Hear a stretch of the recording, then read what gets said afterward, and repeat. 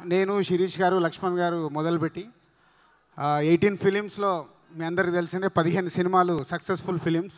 అందులో బన్నీ ఆర్య, పరుగు, చరణ్, ఎవడు, తేజుతో అరవింద్ గారితో మొన్న ఇంట్రడ్యూస్ సినిమానే చెప్పుకుంటాను. ఎందుకంటే పిల్ల నువ్వు లేని జీవితం ఫస్ట్ రిలీజ్ అయింది కాబట్టి పిల్ల నువ్వు లేని జీవితం ఇవన్నీ సక్సెస్ ఫిలిమ్స్ చేస్తూ ఈ సినిమా గురించి మాట్లాడే ముందు ఒక చిరంజీవి గారి గురించి మాట్లాడే అవకాశం ఈరోజు నాకు దొరికింది. సో నేను డెఫినెట్గా మాట్లాడాలి.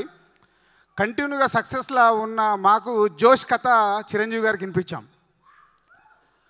చరణ్ విన్నాడు, బాగుంది, అది బాగుందని చెప్పాలా బాగలేదు అని చెప్పాలా అనే ఒక 1 వీక్ 10 డేస్ సినిమా గురించి డిస్కషన్ జరుగుతున్నాయి. మాకేంటంటే కాన్ఫిడెన్స్, కథ బాగుంది, అందరూ ఒప్పుకున్నారు కదా, చరణ్తో మగధీర తర్వాత సినిమా తీయబోతున్నానని చాలా ఓవర్ కాన్ఫిడెన్స్లో ఉన్నాను నేను. ఎందుకంటే అప్పటి వరకు కంటిన్యూగా 6 ఫిలిమ్స్ హిట్స్, దిల్ నుంచి పరుగు వరకు. సో చిరంజీవి గారు ఒకరోజు ఫోన్ చేశారు, రాజు కథ బాగుంది బట్ చరణ్కి మగధీర తర్వాత కరెక్ట్ కాదు, నెక్స్ట్ మళ్ళీ మంచి స్క్రిప్ట్తో రా అని. చిన్న డిస్టర్బ్ అయిపోయాను. అంటే అప్పటి వరకు ఉన్న ఓవర్ కాన్ఫిడెన్స్ కాస్త ఇదేంటి అంత పాజిటివ్గా ఉంది అనుకున్నప్పుడు ఇలా అయిందని. బట్ మళ్ళీ నాగార్జున గారికి చెప్పడము, చైతన్యతో సినిమా తీయడం, ఒక కసి ఉంటుంది కదా, ఈ సినిమా హిట్ కొట్టాలి అనే కసితో పనిచేసాం. కానీ రిజల్ట్ చూసిన తర్వాత అప్పుడు రియలైజ్ అయ్యాను. సో నేను ఎప్పుడు ఏ సినిమాకు పనిచేసినా ఆ సినిమాకు ప్రతి ఒక్కరు ఒపీనియన్ తీసుకొని అది ప్లస్ ఏంటి మైనస్ ఏంటి ఆలోచించుకొని సినిమా రిలీజ్ చేస్తాము. సార్ జోష్ విషయంలో చేయలేకపోయాను, మీ జడ్జిమెంట్ రైట్. ఎందుకంటే మీరు 150 సినిమాల్లో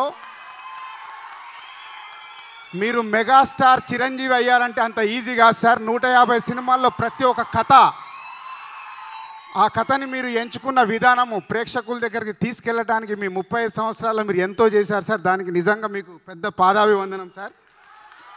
చిరంజీవి గారి సినిమా నైజాము డిస్ప్యూట్ చేయలేకపోయాం. ఇప్పటి వరకు డిస్ట్రిబ్యూషన్కి మాకు అవకాశం దొరకలేదు. చిరంజీవి గారు ఎగ్జిట్ అవుతున్న టైంలో మేము డిస్ట్రిబ్యూటర్స్గా సక్సెస్ స్టేజ్లో ఉన్నాం. 150 సినిమా వస్తుంది కాబట్టి ఆ సినిమాని నైజాం చేయటానికి సో ఆల్రెడీ చరణ్కు బ్లాంక్ చెక్ ఆఫర్ ఇచ్చాను. సో ఆ సినిమా మేము రిలీజ్ చేయాలి. సో రేట్ గురించి నేను మాట్లాడను, ఆ సినిమా మేము రిలీజ్ చేసే అవకాశం మాకు ఇవ్వండి. సో అవకాశం మాకు వస్తున్నందుకు చాలా హ్యాపీగా ఉంది సార్. రేపు చరణ్తో కన్ఫర్మ్ చేసుకోవాలి, అదే ఇంకా లేట్. సో అలాగే చిరంజీవి గారి తర్వాత పవర్ స్టార్ పవన్ కళ్యాణ్ గారు తొలి ప్రేమ సినిమాని నైజాం మేము రిలీజ్ చేసినప్పుడు రెగ్యులర్గా నేను కళ్యాణ్ గారిని మీట్ అవుతూ ఉండేవాడిని. సో మీట్ అయినప్పుడు నాకు ఒక కోరిక ఉండదు, ఎప్పటికన్నా ప్రొడ్యూసర్ని అయితే నేను సినిమా కళ్యాణ్ గారితో తీయాలి అని. కానీ అది 15 సంవత్సరాల నుంచి అలాగే నిరీక్షణ లాగే జరుగుతుంది, కానీ వర్కౌట్ కాలే. ఏమో ఈ సంవత్సరం మా అదృష్టం బాగుంది. ఎందుకంటే 15 డేస్ బ్యాకే కళ్యాణ్ గారు గ్రీన్ సిగ్నల్ ఇచ్చారు. కళ్యాణ్ గారు గ్రీన్ సిగ్నల్ ఇవ్వగానే ఫస్ట్ హరీష్కే ఫోన్ చేశాను. హరీష్, కళ్యాణ్ గారిని కలిశాను, సినిమా గ్రీన్ సిగ్నల్ ఇచ్చారు, ఇంకా నాకు కథ కావాలి. సో ఇప్పుడు ఏ డైరెక్టర్తో చేయబోతున్నాం అనేది ఇంకా తెలియదు. ఒక మంచి కథ కళ్యాణ్ గారితో చేయాలి, చేసి డెఫినెట్గా మీ మెగా అభిమానులందరికీ ఒక బ్లాక్ బాస్టర్ సినిమా తీయడానికి ప్రయత్నం చేస్తాను. చిరంజీవి గారిని అందరూ అడుగుతున్నారు, నేను కూడా అడుగుతున్నాను సార్. 150 తర్వాత అవకాశం ఉంటే నాకు ఎక్కడన్నా తప్పకుండా అవకాశం కల్పియండి. సో మెగాస్టార్ పవర్ స్టార్ ఇద్దరిని కలిపి తీసేద్దాం. సో దాంట్లో చరణ్కు, బన్నీకి, తేజుకి అందరికి ఒక్కో సాంగ్, స్పెషల్ సాంగ్. హరీష్లో ఉండే క్యారెక్టరేషన్ టాలెంట్, మా బ్యానర్లో ఉండే ఫ్యామిలీ విజువల్ చూశారు కదా. సో ఈసారి మా ఫ్యామిలీ సైడ్ కూడా వచ్చాడు. సో ఆ రెండు కలిపి ఈ సుబ్రహ్మణ్యం ఫర్ సేల్ డెఫినెట్గా తెలుగు ప్రేక్షకులందరూ మెచ్చుకునేలాగా ఉంటుంది, నో డౌట్. ఇంకా సాయి ధరమ్ తేజ్ పిల్ల నువ్వు లేని జీవితం అయినప్పుడు, సో నెక్స్ట్ హరీష్ శంకర్ ఈ సినిమా చేస్తా అన్నప్పుడు అప్పటికి ఇంకా పిల్ల నువ్వు లేని జీవితం రిలీజ్ కాలే. కానీ హరీష్ తేజుతోని కన్ఫర్మ్ చేసుకొని నేను రషెస్ చూస్తున్నాను. డెఫినెట్గా చిరంజీవి గారి పవన్ కళ్యాణ్ లాగా ఇద్దరిలో కనిపిస్తాడు. సో తేజుని కన్ఫర్మ్ చేసుకుంటే అప్పుడే కథ చెప్పి ఓకే చేశాడు. సో మొన్న ఈ సినిమా ఇంకా రిలీజ్ కాలేదు, నెక్స్ట్ పటాస్ డైరెక్టర్తో సినిమా ఓకే చేశాం. మా ఇంటికి వెళ్ళగానే మా పిల్లలు వీళ్ళందరూ నెక్స్ట్ మళ్ళీ తేజుతో సినిమా అంటే మీకేం పని లేదా, తేజుని వదిలిపెట్టరా అని నన్ను. తేజు వాళ్ళ ఇంటికి వెళ్తే వాళ్ళ అమ్మ, ఏంట్రా రాజుగారిని నువ్వు వదిలిపెట్టవా. సో అంటే ఒక అటాచ్మెంట్, అది కొంతమందికి ట్రావెల్లో అలా అటాచ్మెంట్ అవుతుంది. సో బన్నీతో ఆర్య దగ్గర నుంచి ఎలాగో తేజుతో పిల్లను లేని జీవితంతో ఒక అటాచ్మెంట్ పెరిగి బ్యానర్ హీరో అయిపోయాడు. సో డెఫినెట్గా ఈ పిల్లను లేని జీవితం తర్వాత వస్తున్నాయి సుబ్రహ్మణ్యం ఫర్ సేల్. దేవిశ్రీ ప్రసాద్ తర్వాత అంత మ్యూజిక్ డైరెక్టర్గా నాకు ట్రావెల్లో కనెక్ట్ అయ్యాడు. సో అందుకే కంటిన్యూగా సక్సెస్ఫుల్ సినిమాలు చేయగలుగుతున్నాం.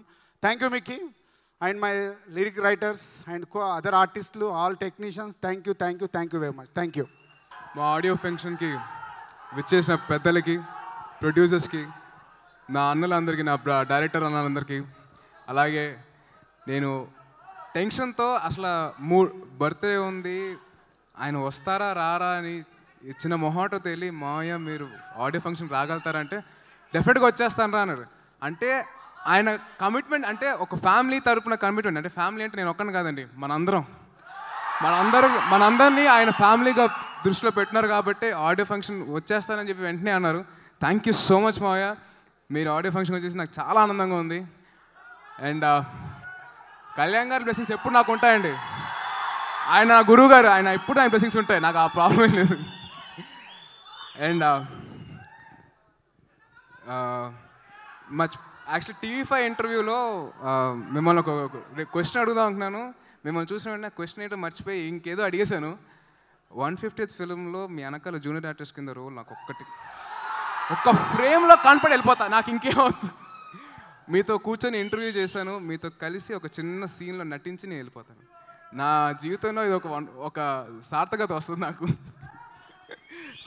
నాకు నటుడిగా జన్మనిచ్చింది బొమ్మరిలు వాళ్ళ సంస్థ వైవేష్ చౌదరి గారిని ఇచ్చైతే, నాకు చేయి పట్టుకొని ఎదుగుతున్న ఒక కొడుకుని ఎలాగైతే చేయి పట్టుకొని నడిపిస్తారో ఒక తండ్రి, అలాగా నాకు SVC సంస్థ మొత్తం నన్ను పట్టుకొని నడిపిస్తుందని ఒక నటుడిగా. సార్, నా చేయి ఇంకా మీ చేతిలోనే ఉంది సార్.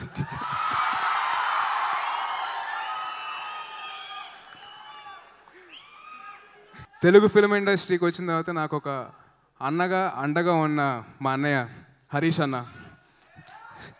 ఎందుకంటే ఈ సుబ్రహ్మణ్యం ఫర్ సేల్ అనే సినిమాకి యాక్చువల్గా వేరే వాళ్ళు ఉన్నారని, బట్ నా టీజర్స్ కానీ నా ట్రైలర్స్ కానీ చూసి తేజ్ ఈ సినిమాకి కరెక్ట్ అని చెప్పేసి అన్నారు. నాకు టెన్షన్, అంటే ఆ కథ విన్న తర్వాత అంత పర్ఫార్మెన్స్ నేను చేయగలుగుతానా అని చెప్పి నాకు చిన్న భయం అండి. కానీ మొత్తం నన్ను గైడ్ చేసింది నా హరీష్ అన్నే. నా స్వార్థంగా నేను నా హరీష్ అని చెప్పి నేను పిలుచుకుంటాను, నాకు ప్రాబ్లం లేదు. సో మా music director Mickey J mayor నుంచి నేను ఇట్లాంటి ఆల్బమ్ ఎక్స్పెక్ట్ చేయలేదు. ఎందుకంటే మిక్కీ జే మేయర్ అంటే చాలా ప్లెజెంట్ మ్యూజిక్, సాఫ్ట్ మ్యూజిక్ అంటే అలా ఎక్స్పెక్ట్ చేశాను. బట్ ఈ సినిమాలో అయితే Mickey J Meyer on Red Bull, ఆ ఎనర్జీ డ్రింక్ అంతా, ఆ ఎనర్జీ అంతా కనపడుతుంది. So thank you so much Mickey. మా కెమెరామ్యాన్ రామ్ ప్రసాద్ గారు, సార్ నన్ను ఇంత అందంగా చూపిస్తున్నందుకు చాలా థ్యాంక్స్ అండి. Thank you so much sir. And నా ఫ్రెండ్ ప్రొడ్యూసర్ హర్షిత్ గురించి 2 మాటలు. Harshit, all the best, take care, enjoy. And మా మెగా హీరోయిన్ రెజీనా గారి గురించి 2 మాటలు. రెజీనా తోటి నేను ఇది నా 2వ సినిమా. తను కమిట్మెంట్ కానీ భాష రాకపోయినా తను చేసిన హార్డ్ వర్క్ నేను బాగా నేర్చుకున్నాను. So thank you so much Regina. జనరల్గా అందరికీ 2 కళ్ళు ఉంటాయి కదండి, 2 కళ్ళు ఉంటాయి కదా. నాకు ఒక కన్ను కళ్యాణ్ గారు, ఒక కన్ను నాగబాబు గారు అయితే, నాకు దాని నుంచి చూపు అయితే నాకు మా మెగాస్టార్ గారు. Thank you so much. జై హింద్.